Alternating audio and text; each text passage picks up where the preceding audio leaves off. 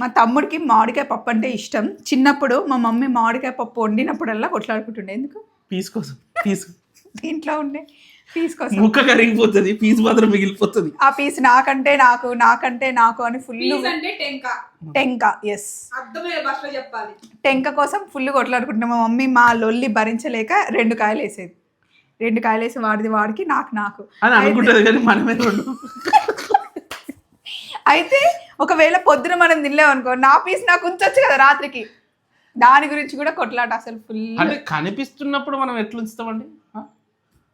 చిన్నప్పుడు మేమిద్దరము మమ్మీ ఊరికి వెళ్ళింది. అప్పుడు ఇంటి పక్కన ఆంటీ ఫుల్ అవేంటి చీపురు గట్టలు తీసుకొచ్చి పెట్టింది అనమాట. అయితే పైన మేడ మీద ఉండి చీపురు గట్టని ఇట్లా అదేంటి పుల్ల గీరి కిందకేస్తే ఎవరు కింద వరకు మంట వెళ్తుందా అని చూద్దామని చెప్పి నేను పోటీ పెట్టుకొని పైనుండి వేస్తే సంతోష్కి అంటుకోలే.